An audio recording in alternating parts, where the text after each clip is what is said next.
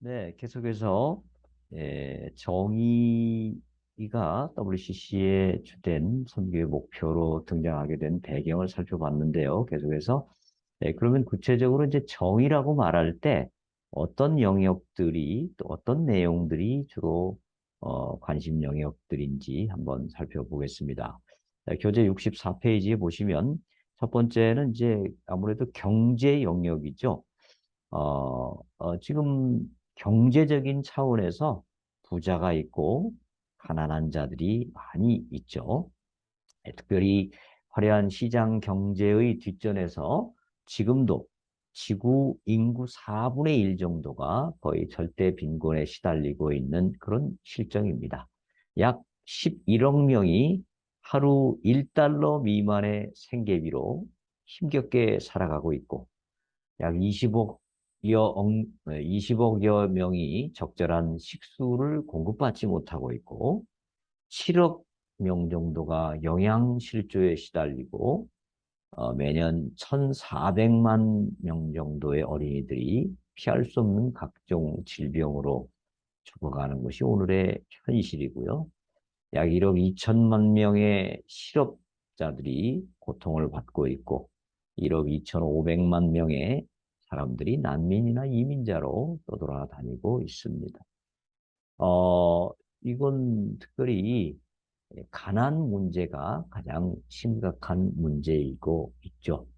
네, 그래서 65페이지 보시면 이 JPIC 대회에서는 부자와 가난한 자 사이의 경제적 불평등 상황을 다음과 같이 분석했습니다. 절대적 가난, 인간적 취약성과 고통이 늘어나고 있다. 실업이 증가하고 있다. 부담은 결국 가난한 사람들에게 치우쳐 있고 이익은 부자들에게 치우쳐 분배되고 있다. 실패자들은 그들의 실패 때문에 비난을 받고 자발적인 동정은 복지에 대한 권리로 바뀌고 있다. 자, 그래서 예나 지금이나 이 가난한 자들은 부자들에 의해서 착취를 당하고 억눌림을 당하고 또 이런 상황이 갈수록 더 심화된다고 하는 것이 참 심각한 문제가 아닐 수가 없습니다. 이런 빈곤은 단순히 경제적인 가난으로 끝나는 것이 아니라 가난한 사람들의 목소리를 사라지게 만들고 그래서 소외되도록 만들고 그 가난한 자들은 결국 가진 자의 처분에 내어 맡겨지며 이런 상황 속에서 가난한 자들은 갈수록 정신이 파괴되고 하루하루를 절망 가운데 살게 되는 이런 문제가 발생되고 있습니다. WCC 에큐메니칼 신학은 이런 경제적 불평등, 이 문제를 매우 심각하게 보면서 특별히 하나님은 가난한 자들의 편이시다라는 점을 강조합니다. 하나님은 가난한 자를 편애하시는 분이시다라는 것이죠. 하나님의 사랑은 먼저 약하고 가난하고 억압당하는 자들을 찾으시고 인간의 폭력으로 희생당하는 사람들을 잊지 않으십니다. 또 이 하나님의 보내심을 받으신 예수 그리스도 역시 충만한 삶을 누리게 하려고 이 땅에 오신 분이죠. 그래서 그리스도는 그의 죽음과 부활을 통해서 가난한 사람들이 충만한 삶을 누릴 권리를 부인하는 세력을 폭로하고 정복하셨습니다.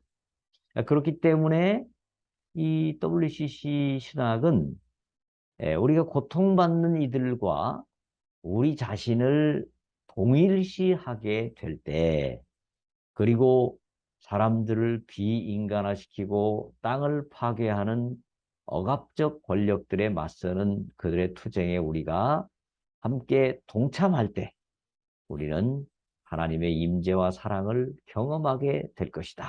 이렇게 주장했고요.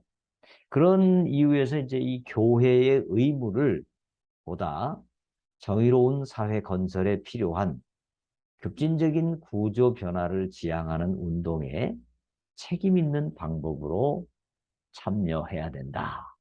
이렇게 주장했습니다.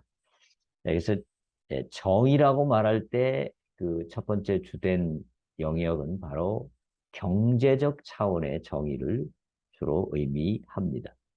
두 번째는 66페이지에 나오는 인권 차원의 정의죠. 정의 문제는 또 인권 차원에서의 정의가 굉장히 중요하죠. 오늘날 세계를 보면 권세 있는 자들과 무력한 자들, 부유한 자들과 가난한 자들, 또 남성과 여성, 이렇게 상하 간의 구조로 짜여 있습니다. 물론 민주주의가 발달하고 인권이 향상된 나라들의 경우는 오히려 여성들의 인권이 더 많이 향상된 경우도 없지 않아 있습니다만 아직도 전 세계적으로 보면 여성들의 인권이 많이 억눌리고 있는 것은 사실이죠. 이런 상황에서 약자들은 인간으로서의 기본권과 존엄성을 유린당하고 있습니다. 얘들은 편향된 교육과 법률, 의료, 종교, 그리고 뿌리 깊은 금기 사항들을 통해서 조직적으로 자신들의 인간성과 소망을 강탈당하는 상황인 것이 사실입니다. 특별히 여기에는 주로 이주 노동자들, 이민자들, 외국 학생들, 또 집시라고 불리우는 사람들, 종족 간의 갈등과 투쟁으로 고통을 겪는 사람들, 그래서 타국으로 가게 된 사람들, 토착 원주민들, 이렇게 수없이 많은 사람들이 오늘도 인권을 제대로 보호받지 못하고 있는 그런 상황에 있습니다. 또 68페이지 가보면 이 인권의 사각지대에 놓인 사람들, 이게 난민이 많죠. 난민은 오늘날 전 세계적인 현상을 이루고 있는데요. 내란, 빈곤, 식량과 일거리, 주거, 종교적인 차별, 이런 것들이 난민의 숫자를 극적으로 증대시키고 있고요. 이런 난민들은 자기 나라에서도 보호를 받지 못하는 상황이 돼 놓으니까 이제 세계 어디를 가든지 참 그 인권이 처절하게 말살당하고 고난을 당하는 그런 모습이 있죠. 그래서 이와 같은 인권 유리는 정의 사회를 형성하는 데 가장 큰 걸림돌 중에 하나죠. 인권을 인정받지 못하고 보장받지 못하는 사람들이 있다면 그 사회는 정의로운 사회라고 말할 수 없을 것입니다. 이런 이유 때문에 WCC 밴쿠버 회의에서는 이런 불평등 해소에 교회가 앞장서야 된다라는 것을 강조하면서 교회의 영적 투쟁은 가난한 자들, 압제받는 자들, 소외된 자들, 추방된 자들의 투쟁과 관계되어 있다. 과거에는 교회의 영적 투쟁은 주로 하나님을 모르는 사람들에게 하나님을 알게 하고 다시금 하나님과의 관계가 회복되는 것을 그리고 사탄과의 싸움을 영적 투쟁이라고 보았다면 이제 정의 문제를 선교의 목표로 생각하는 WCC에서는 바로 이 가난한 자들, 억압받는 자들, 소외된 자들 이런 사람들의 인권을 위해서 싸우는 것이 곧 영적 투쟁이다. 이렇게 보았습니다. 그러면서 성령은 투쟁하는 사람들 가운데 계신다. 성령은 사랑의 불을 붙이시고 우리에게 용기로 채워주신다. 이렇게 말했습니다. 그러니까 성령의 역할을 과거에는 주로 중생과 성화로 많이 강조했던 반면에 이제 WCC에서는 이 성령이 어떤 인권 투쟁, 전 세계를 정의로운 사회로 만드는 투쟁에 성령께서 역사하신다. 이렇게 보았습니다. 또 JPIC 문서는 우리는 무시되고 상처받기 쉬운 사람들이 배우고 묵살당한 사람들이 자신을 표현하는 수단을 마련하는데 헌신한다. 우리는 인권을 침해하고 개인과 집단의 충분한 잠재력의 실현 기회를 거부하는 모든 구조와 체제들에 저항할 것이다. 특히 고문, 실종, 탈법적 법 집행, 그리고 사형 등에 저항할 것이다. 교회의 주된 그 사명 중에 하나를 인권을 확립하기 위해서 투쟁하는 것을 교회의 주된 사명으로 생각한다라는 것입니다. 69페이지 넘어가면 이 정의 차원에서 또 하나 생각해야 될 것은 바로 국제관계 차원의 정의죠. 정의의 문제는 개인의 차원에서뿐 아니라 국제적인 차원에서도 고려돼야 되죠. 특별히 아주 부한 나라 또는 가난한 나라, 이 국가들 간의 불평등이 갈수록 심화되면서 어, 이 문제가 더 커지고 있죠. 특별히 서구의 산업적, 경제적 엄청난 그 발전과 도약은 상당 부분 남반구의 가난한 국가들을 식민지화해가지고 거기서 얻어간 풍부하고 상대적으로 싼 자원 때문에 가능했다라는 것을 생각한다면 이 서구 국가와 비서구 국가의 어떤 그 불평등, 그것도 참 큰 문제가 아닐 수가 없습니다. 특별히 제3세계의 가난한 국가들 엄청난 외채 위기에 빠져 있죠. 또 그러다 보니까 불어난 이자로 인해서 국가 경제가 갈수록 심각한 지경에 빠지고 있습니다. 또 이 외채를 갚고 이자를 갚기 위해서 국가의 모든 에너지를 총동원하다 보니까 결국 자국민들의 삶이 갈수록 참 심각한 어려움에 빠지게 됩니다.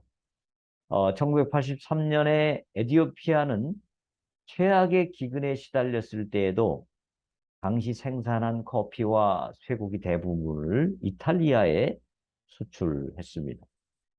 이런 국가 간의 불평등과 억압이 결국 제3세계의 가난을 부르고 이런 것들의 국민들의 제3세계 국민들의 삶을 심각하게 위협하고 있습니다. 이렇게 된 배경은 결국 선진 국가들, 강대국들의 정치적, 경제적, 군사적 결정의 결과였다라고 볼 수 있죠. 즉 제3세계의 가난은 제3세계 사람들이 무능하거나 게을러서 그렇게 됐다라기보다는 소위 세계 시장에서의 기회 불균형, 특히 식민주의와 함께 이미 시작되었던 이 착취 구조가 어, 계속해서 이루어지면서 만들어진 것이다. 이렇게 볼 수가 있는 것입니다. 에, 결국 이런 불평등 구조는 선진국에만 불평등한 무역 이익을 주면서 제3세계 국가를 경제적 예속에 얽매이게 해서 자본이 가난한 나라에서 부유한 나라로 계속 흘러가도록 만드는 것. 그리고 제3세계 국가의 엄청난 외채를 초래해서 이들 국가의 외채 부담을 점증시키면서 경제 발전을 계속 비뚤어지게 만드는 것이다. 이렇게 보겠습니다. 그래서 이제 WCC는 호주 캔베라 회의에서 경제적 불평등의 문제를 다음과 같이 말했습니다.